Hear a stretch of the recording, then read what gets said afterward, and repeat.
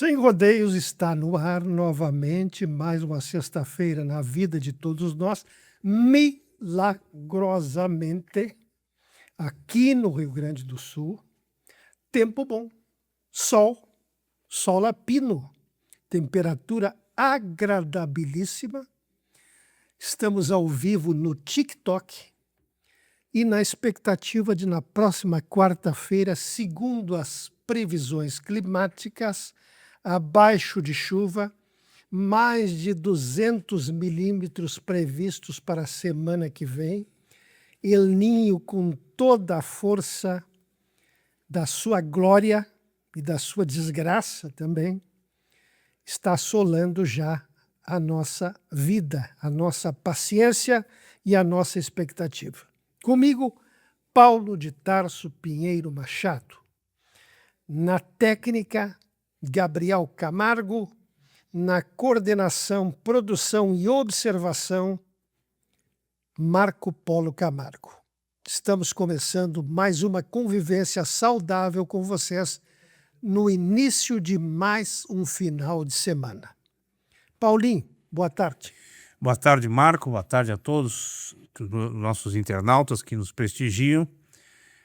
Mais um programa. E eu saúdo também, Marco, o fato de que a chuva tenha parado, porque já né, e conforme o registro a gente tem acompanhado, já estávamos em clima de tragédia, né, novamente, com os rios cheios, né, invadindo cidades e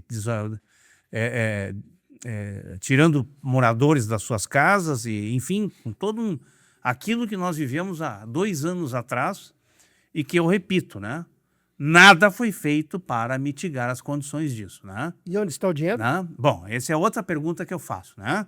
Nada foi feito tanto a nível de Estado, né? Aqui em Porto Alegre algumas coisas foram feitas, é verdade, né?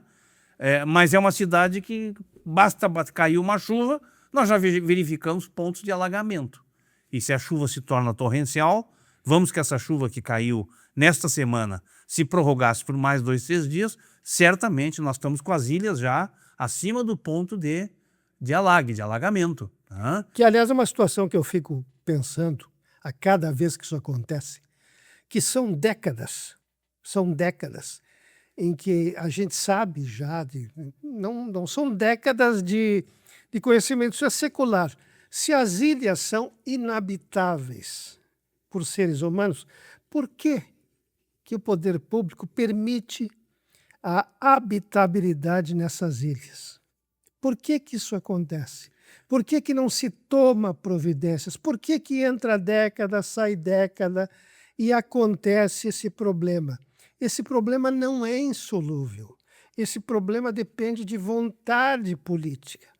Ah, mas vão retirar os coitados de lá que não têm onde morar. Eles têm onde morar, sim, desde que o poder público proporcione habitações a eles, desde que o poder público não marginalize essa gente, não marginalize, não construa, desde que o poder público construa habitações decentes para que essas pessoas não sejam jogadas nessas condições. E por isso que acontece isso de forma permanente. Geralmente, as ilhas, né, os espaços que são considerados ilhas, eles são espaços protegidos, né, pela legislação, especialmente a legislação ambiental. Ou são áreas de reserva, ou são áreas de contingência ambiental. Acontece que, nesse caso aqui em Porto Alegre, o que houve? Houve um grande processo de ocupação irregular. Nós temos aqui uma ilha, né, na entrada da cidade de Porto Alegre, que é a primeira das ilhas, que é a Ilha dos Marinheiros, se não me falha a memória, né, que o seu flanco norte é todo ocupado por pessoas de renda alta. Né, e isso foi objeto de negociações e de ocupação. Por sua vez, a ala sul, que já não é, o poder econômico já não é tão ostensivo, né, também foi objeto de compras de imóveis irregulares. Quando a prefeitura viu que não tinha o que fazer, o que ela fez? Ela resolveu, então, estabelecer a regularidade da área para quê? Para cobrar imposto. para estabelecer o imposto sobre a propriedade territorial urbana. Mas, naturalmente, não são áreas disponíveis para habitação, são áreas com destinação específica e especial. Ali não poderia ter casas, ali não poderia ter habitação. Isto foi objeto de uma irregularidade que, ao longo do tempo, é verdade, mais de 40 anos esse processo, tá? Que a prefeitura não observou. E quando se deu o adensamento populacional sobre a área, né, aí a prefeitura teve que levar água, teve que levar luz, né? E eu sei também que muitas iniciativas, por exemplo, de melhoria da infraestrutura, Marco e prezados internautas, foi feita pelos próprios moradores, arruamento, né? Conexões hidráulicas para que a água chegasse lá, isso também teve a participação. Mas o problema todo é o seguinte, é aquela velha história, pau que nasce torto, morre torto. Entendeu? Então, quando começou esse processo, a prefeitura não teve controle. Claro, é verdade, a cidade se expandiu, a cidade demandou áreas de assentamento habitacional, né? Mas a prefeitura não comandou o espetáculo. Depois teve que resolver um problema que ela mesma criou, que foi a falta de fiscalização. E nós temos hoje essa situação.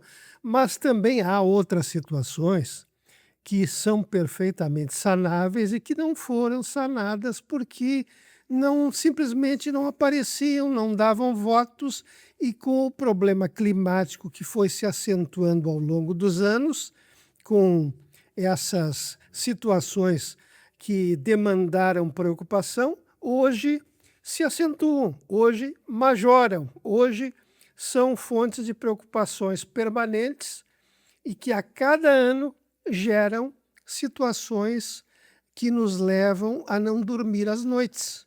Hoje, por exemplo, tivemos uma notícia que o Guaíba já está em ponto Sim, já de transbordar. atingiu o nível de alagamento. É isso aí. E nós, fatalmente, semana que vem, já veremos testado, se continuar isso, e as previsões dão conta dessa situação, fatalmente, na próxima semana, veremos testado o sistema de resistência às enchentes que foi anunciado pelo governo Melo.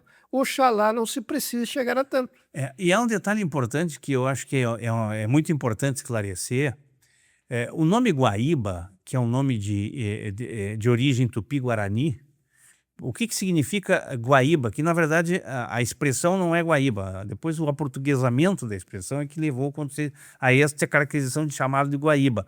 Na verdade, a expressão original é Guaibá. Guaibá. Guaibá. Guaibá. O que é Guaibá em Tupi-Guarani? É o sinônimo de Baía de todas as águas. Então vejam bem o seguinte... Deságua tudo, né? Deságua tudo. Se chove... O primeiro que o Guaíba não é um rio, porque ele não tem nascentes próprias. O Guaíba é um lago de características abertas, né? Ele não é um lago fechado, porque ele se comunica com a Lagoa dos Patos, que se comunica com o Oceano Atlântico. Então, e o Guaíba recebe a água de quatro caudais, de 4 rios, que é o Jacuí, o Taquari, o Gravataí e os Sinos. Né? Então, se chove... Portanto, é perigosíssimo. Evidente, se chove no interior do estado em condições como as que choveram agora da última semana... Vem todo para cá. Toda esta água escorre para cá, né? Por questão de regime hidráulico, de regime hidrográfico, tá? Porque todos esses rios desagam no Guaíba, que não é à toa que os índios botaram o nome, pela sua observação, de Baía de Todas as Águas, que formam aqui, na entrada desse rio, o grande delta, né? O grande delta por onde os rios chegam. Então, a pergunta que não quer calar é o seguinte: o que o governo do estado fez, e a gente não sabe, eu estou perguntando, o que o governo do estado fez em relação a este sistema hidráulico, este sistema hidrográfico, tá? Para mitigar as condições. Nós já vimos que muitas coisas já foram destruídas. Chegamos a ver agora uma foto aqui na internet de uma casa que foi carreada no Rio das Antas, que levou a casa inteira, né? Até hoje o cidadão deu uma entrevista na rádio dizendo que a casa já estava vazia, que eles tinham tirado as coisas, mas que levou a casa. Eles tinham uma casa na outra margem, na outra enchente levou a margem daqui.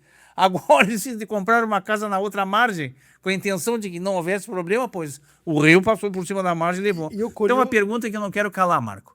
O que o governo do estado fez e comunicou e deu transparência à sociedade, tá? E a mesma coisa é o seguinte, o que a prefeitura fez? A gente sabe que tiveram obras, eles fecharam as comportas, lacraram algumas comportas, estão fazendo uma área de fuga de águas lá, frontal ao aeroporto, né? É uma espécie de um dique que vai impedir que as águas dos arroios que lá correm, eu não recordo o nome, né? Possam ser drenadas para uma área maior. Mas o que de concreto... A enchente vai driblar o aeroporto, mas a enchente... Mas vai encher em algum outro lugar, entendeu? Eu estava vendo que uma dessas áreas de escape é embaixo de uma ponte da Freeway. Ora, estamos sujeitos que a Freeway fique intrafegável. E é a grande via de escoamento nossa. Mas isso nitidamente foi um acesso de uma crise de ego do governador. Ou de incompetência, né? Não, porque dinheiro não faltou, foi né, o ego do governador que estava na época e continua até agora esse processo eleitoral. Um duelo de ego do governador de vaidade, né? de vaidade com o governo Lula. É isso aí. De não querer assumir, de receber ajuda. Mas na hora de receber o dinheiro não tinha vaidade. Aí ele recebeu o dinheiro, recebeu. Na hora de fazer os projetos é que ele não fez. Não mandou um único projeto. Isso que andou na Holanda com dinheiro público. Assim como o prefeito de Porto Alegre. Assim como o prefeito, com numerosa comitiva. Inclusive, existia a possibilidade de um projeto de um arquiteto chinês, um projeto natural, de recursos naturais, utilizando vegetação, né?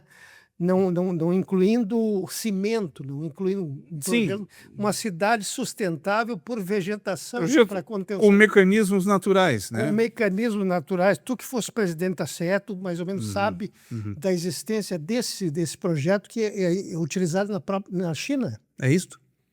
Mas não foram capazes disso. Foram capazes de fazer estardalhaço, mídia e nada de concreto. E o mais preocupante, né, Marco? Sem transparência, sem comunicação, né? Estamos fazendo isso, agora eu entendo, não tem comunicação, por quê? Não tem comunicação porque eles não têm o que dizer, né? Eles não têm o que apresentar. Então, por isso que não comunica. Não comunica. O que a gente vê aqui em Porto Alegre são obras pontuais. A própria drenagem do Guaíba, que é uma responsabilidade do governo do estado, e parece que foram 700 milhões o custo disso, tá? Não tem eficiência nenhuma. Porque os próprios especialistas estão dizendo que se houver outra condição de enchente como a que houve há 2 anos atrás, em 24, né? 24. Certamente o Guaíba vai apresentar os mesmos problemas, porque eles tiraram a areia de um lado e botaram no outro. É o que dizem os especialistas, tá? Não fizeram a drenagem como deveria ser. A drenagem tem que ser feita a partir da calha do rio, né? Da parte maior, onde o rio tem uma chamada correnteza, né? Que é por onde é um corredor por onde flui a drenagem do rio, que se chama a calha do rio, do lago. Então, parece que nada disso foi feito. Então, a pergunta que não quer calar é o seguinte: nós de novo estamos subordinados e submetidos a um grande risco de novo. E o que nós temos que rezar e torcer é para que pare de chover. Por isso estamos comemorando que parou de chover, né? Mas estamos já bastante apreensivos, porque a previsão da meteorologia diz que semana que vem voltará a chover com a intensidade que choveu nossa semana. Não, mas parece que até dezembro nós temos nós estamos sob efeito climático. Chuvas volumosas, poderosas, tempestades, temporais, isso granizo. Aí. É isso aí. A economia do Estado está por ser dizimada. É isso aí. E nós teremos sérios problemas na economia e também no ânimo da população. Aqui em Porto Alegre há um efeito muito real, verdadeiro, e quem quiser conhecer, que visite o centro de Porto Alegre. O centro de Porto Alegre, depois da enchente, não é mais o mesmo. Ele esvaziou. É observável o número de imóveis que tem aqui no centro para vender e para alugar. Nós que vamos para todo o Brasil, né? Você que pretende visitar Porto Alegre, né? Você vai ver essa situação aí. E são 2 fatores, né? Primeiro, o e-commerce, que está derrubando as lojas isso aí. tradicionais. E segundo, o fator enchente. que está acabando com o comércio de forma dupla. Isso Se aí. no restante do país existe o fator e-commerce, Aham. aqui também o fator enchente que está acabando com o comércio. E se houver uma nova enchente, aí, adeus, É, adeus. a situação é muito, muito complicada, muito complexa. Também tem uma outra situação, Paulo e caros internautas. Essa semana, num podcast, Alexandre Frota, o Frotão, resolveu ligar para Jair Ué, Bolsonaro. mas ele não está incomunicável? Pois é. E Jair Bolsonaro atendeu. E aí eu pergunto, qual será a atitude de Alexandre de Moraes? Vai colocar em prática a lei ou vai ser mais uma vez condescendente com a situação? A lei frouxa vai continuar imperando neste país? Eu tenho um pensamento, obviamente, tenho uma visão muito particular sobre essa questão, porque me parece, e se a gente fala isso, vai parecer que está tendo um alinhamento político, não se trata disso, tá? Em primeiro lugar, é que a família Bolsonaro, ela é um quadro de sociopatia. E o que é um quadro de sociopatia, para quem não sabe, né? Sociopatia é um comportamento antissocial, tá? Cujas características são a mentira, a manipulação, a irresponsabilidade, tá? A falta de empatia, tá? E um obsessivo interesse pelo benefício privado, individual, dele, de quem é a família, tá? E que vive numa espécie de uma trama, né? Numa trama fantasiosa, né? Iludindo. Nós sabemos, e é aí que entra a minha visão, nós sabemos que tudo que vem sendo feito, tá? E eu não duvido, é uma tentativa de provocar uma medida mais dura. Considerando que um dos filhos do Bolsonaro é o candidato à presidência da República, né? Qual é o grande objetivo da família Bolsonaro? É o Brasil, Marco? Não é o Brasil. É o desenvolvimento brasileiro? Não é o desenvolvimento brasileiro. Eles estão fazendo de tudo para conseguir o quê? Para conseguir a anistia, a liberação. Eles entraram num processo de pressionar. Eu acho e penso, entendo, que o ministro Alexandre de Moraes já entendeu essa jogada. Porque ele não é bobo, ele não é um camarada, ele não é uma pessoa que, do ponto de vista comportamental, independente da função de magistrado, de ministro, ele seja ingênuo. Ele não é ingênuo, ele sabe que todas essas medidas vêm sendo tomadas no sentido de gerar um factoide, de gerar uma espécie de sensibilização, né? Tanto que ele tem agido dentro da lei, né? Ele tem agido dentro da lei, mas dentro da lei, dentro de um equilíbrio, de uma parcimônia, de não fazer o jogo que esta família sociopata deseja fazer, né? Então, o que significa isto? Significa que, neste momento, há que haver uma condução. Porque uma família, e nós estamos vendo os fatos, os membros de uma família que vão aos Estados Unidos, que mentem, que negam, que dizem que o candidato da família à presidência da República disse que não tinha nada a ver com o Vorcaro. E tem. Né? Agora, essa semana, a cada semana estoura um escândalo, né? Ou um fato que comprova a realidade dos fatos. Ele disse que não tinha nada a ver com o Vorcaro, que nem conhecia o Vorcaro, pois ele se encontrou com o Vorcaro. Ele disse que não tinha a ver nada do dinheiro do que ele pediu. Depois ele disse que primeiro disse que não tinha, mas depois disse que não tinha, ele não tinha pedido dinheiro, mas ele pediu e disse que tinha que ver com o filme. Ele disse que em 30 dias, e já estamos a 60, ele ia fazer uma prestação de contas para esclarecer com transparência onde é que foi o dinheiro. Já estamos em 60 dias, completou semana agora, essa semana, e ele não fez nada disso. Então, eles vivem na bravata, na mentira, na falsidade, nesta trama maluca, né? E vivem a provocar o sistema formal, o sistema de justiça. O Alexandre de Moraes entendeu qual é a jogada deles. Eles querem um factoide. Porque eles dizem assim, o que diz o candidato que é presidente da República, seu Flávio Bolsonaro? O que ele diz? Que é uma perseguição da família. Ele realmente é um sociopata porque ele desconhece a legalização, ele desconhece a lei, ele renuncia à lei, ele nega a lei, porque o seu Bolsonaro não foi julgado por um tribunal militar. O seu Bolsonaro foi julgado pela legislação, com direito à defesa, com direito ao contraditório, sob todas as premissas que o Estado Democrático de Direito lhe garante. E ele diz que é perseguição.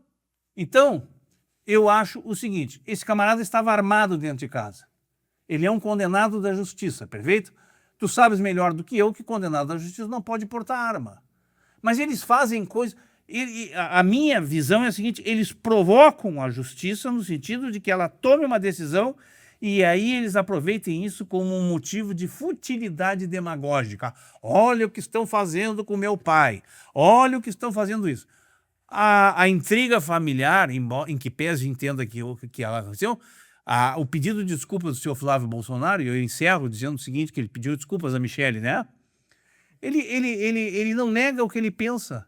Ele diz que, em sendo ela a esposa do meu pai e a cuidadora do meu pai, ele diz isso, ele explicita a sua relação, né, de desprezo. Não é a cuidadora, a esposa, é a pessoa da família dele, porque é a madrasta dele. E 30% dos 55% da população brasileira, compreenda-se, as mulheres entram nessa conversa, né? Porque são taxadas de cuidadoras. É isso aí. Ele não tem respeito sequer pelas categorias que... De rateadas, né? De fraquejadas. Fraquejadas, né? E se submetem... Entre aspas, né? Se submetem a esse tipo de conceito, né? Esse é o eleitorado dito como conservador. É isso aí. É a família conservadora. Mas, na verdade, o que acontece com o Flávio Bolsonaro e seus articuladores de campanha, seus irmãos, é seguir a cartilha do Bannon, né? David Bannon, o grande conselheiro de Donald Trump, aquele ultraconservador, aquele ultrafascista que está sacudindo a democracia norte-americana, que está abalando os pilares da democracia norte-americana. Temos eleições em novembro. Temos eleições em novembro e Trump está em malíssimos lençóis, sendo vaiado no estádio agora pela totalidade, quase totalidade dos presentes. Eles estão seguindo a cartilha do Bannon.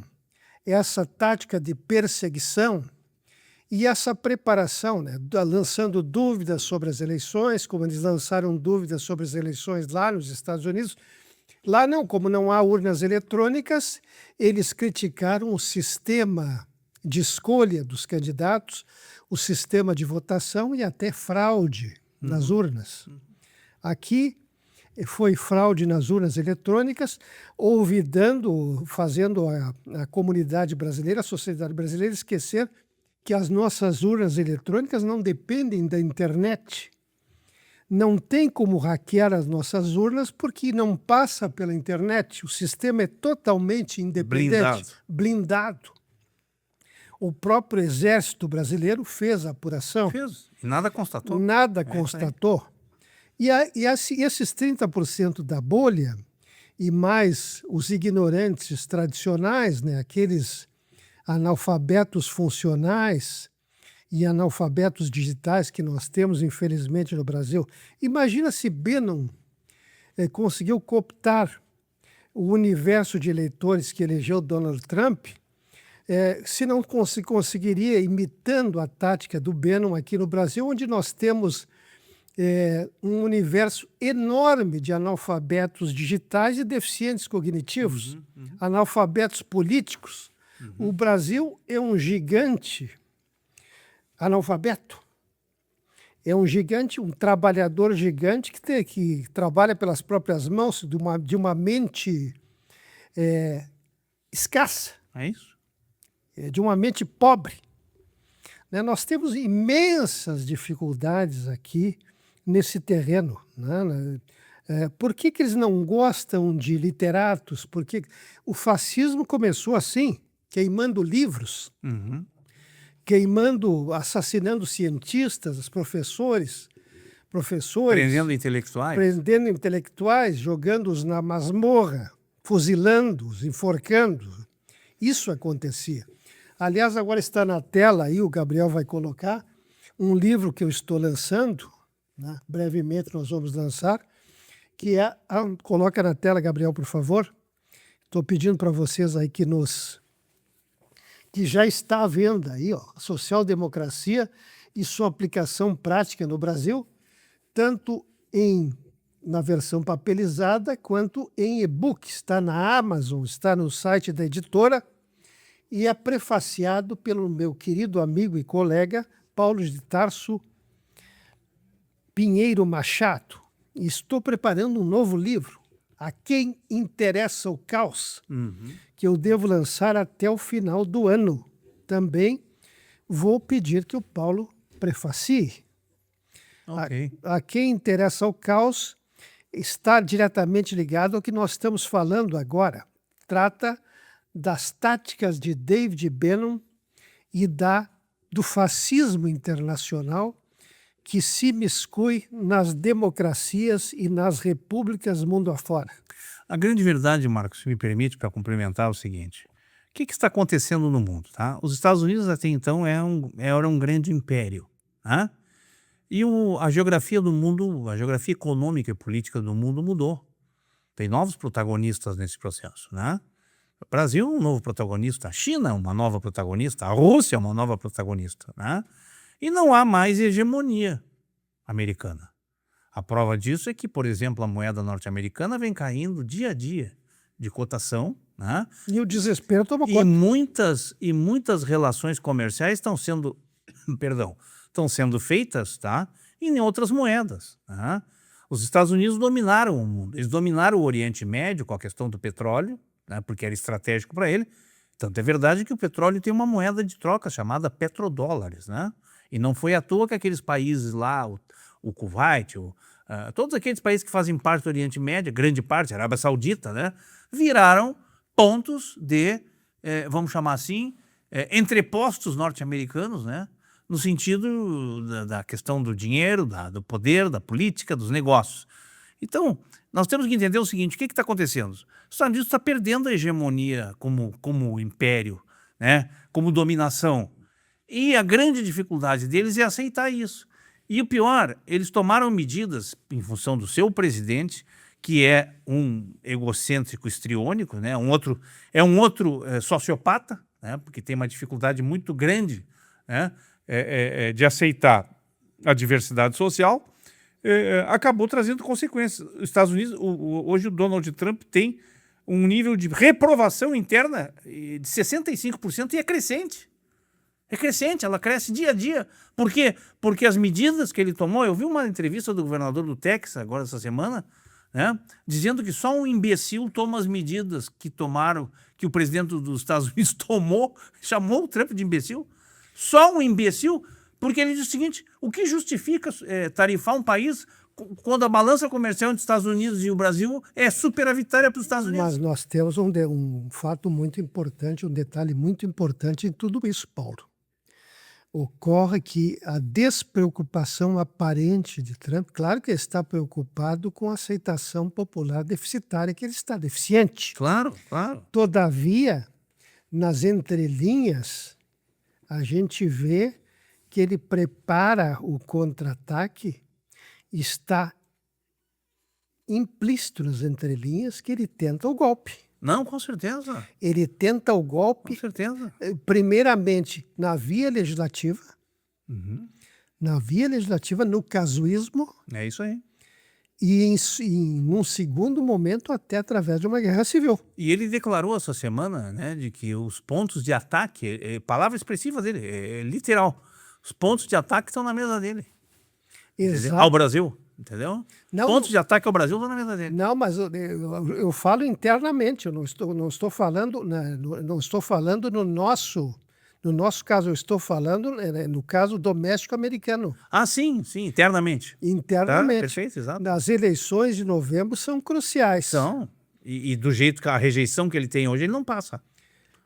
A despreocupação dele, a aparente despreocupação, mostra que ele tem uma carta na mão. Ele tem um plano. Sim, agora entendi. Sim, é isso aí. Ele tem um plano. Ele tem um plano doméstico. Isso.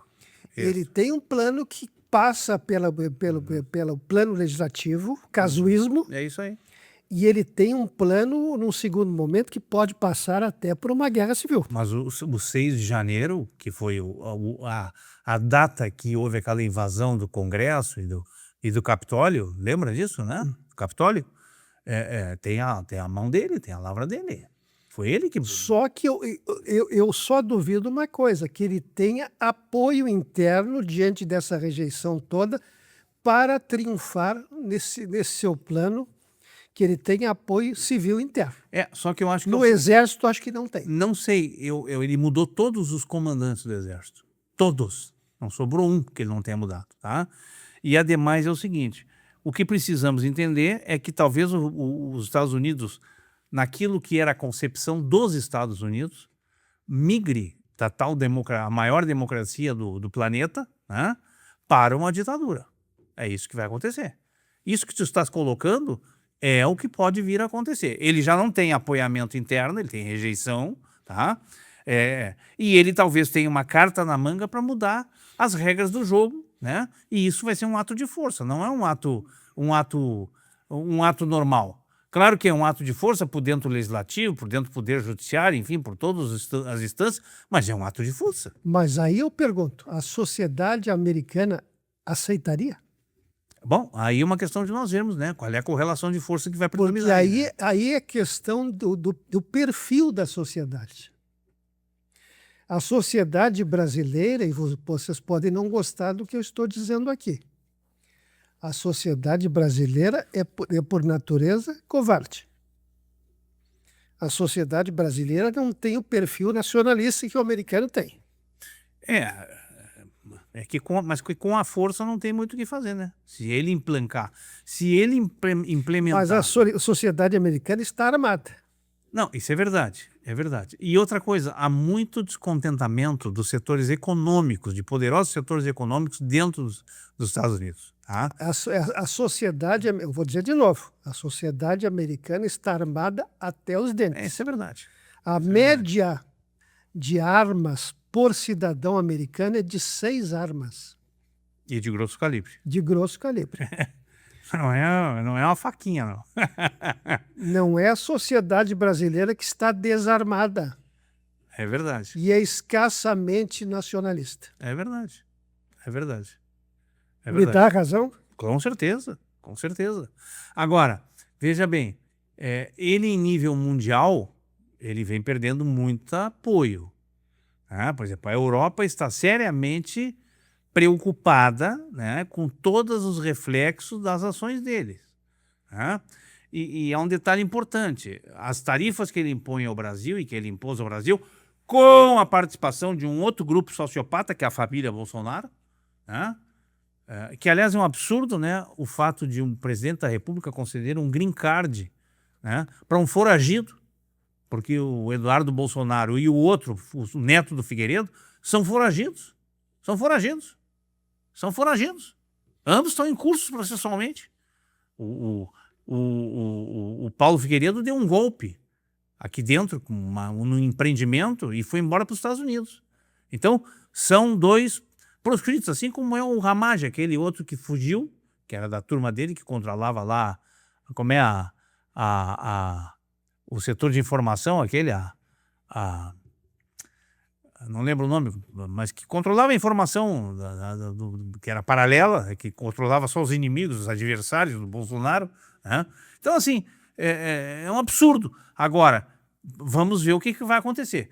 Ele não tem apoiamento dentro do sistema de governadores americanos, dos 50 estados americanos, ele não tem apoiamento, já começam a fazer.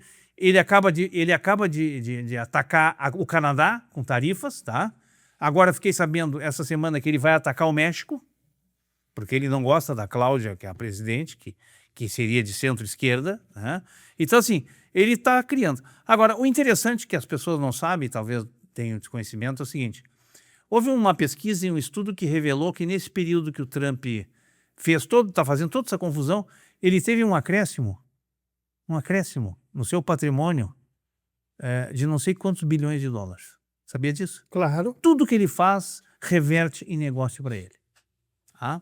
Então é o seguinte, nós estamos na mão, né, de um estelionatário, né, que só pensa em negócios para ele, né, e pensa em prejudicar a vida dos outros países e a vida do mundo, né. É que nem nós, aliás, esse exemplo nós conhecemos, né? Ah, é verdade.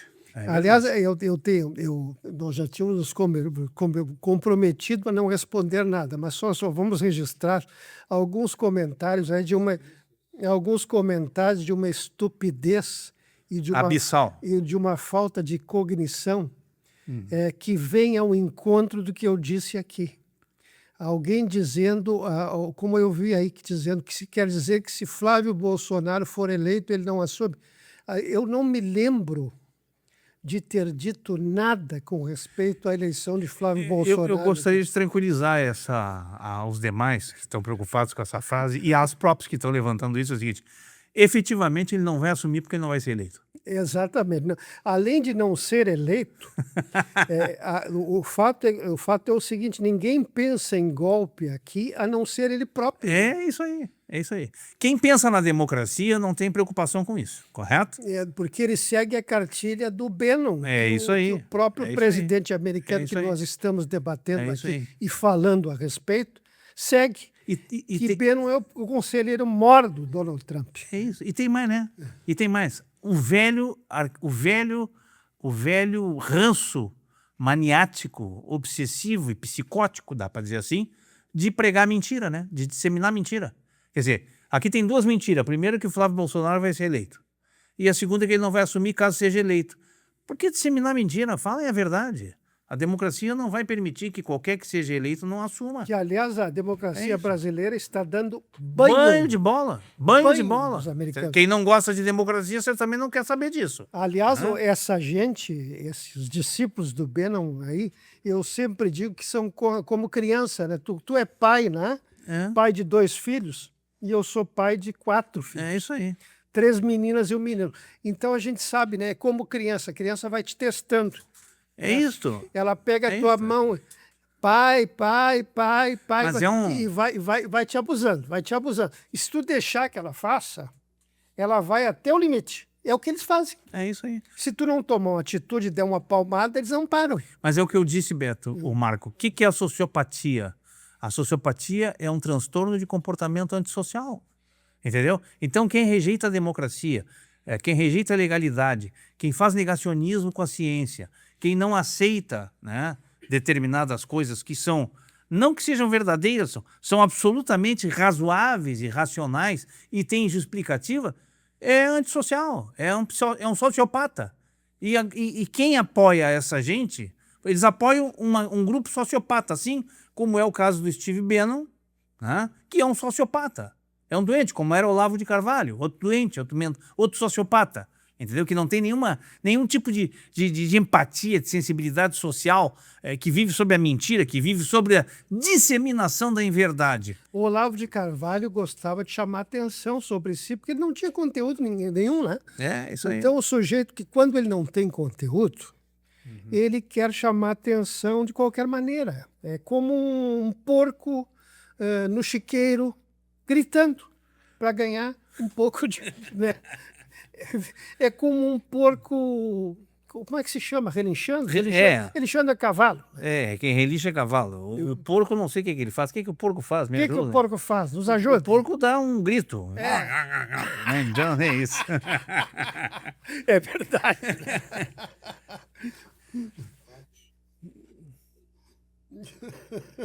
Na verdade é o seguinte, né? O conteúdo que nós temos é um conteúdo pela democracia, a favor da democracia.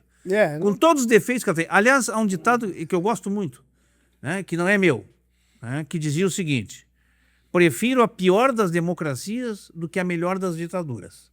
Então, eu acho que a nossa democracia tem coisas a corrigir, claro que tem, nada é perfeito, assim como os homens não são perfeitos, a sociedade não é perfeita. Mas nós não temos, há poucos dias, uma grande liderança representativa da ONU disse o seguinte, não é nem o secretário-geral, é uma pessoa que faz parte da ONU que diz o seguinte: o Brasil dá um exemplo ao mundo de democracia, e deu um exemplo ao mundo de democracia, entendeu? Quem não gosta da democracia, quem gosta da ditadura, do fascismo, da escuridão, do regime de exceção, né? Claro que tem dificuldade a conviver num ambiente democrático.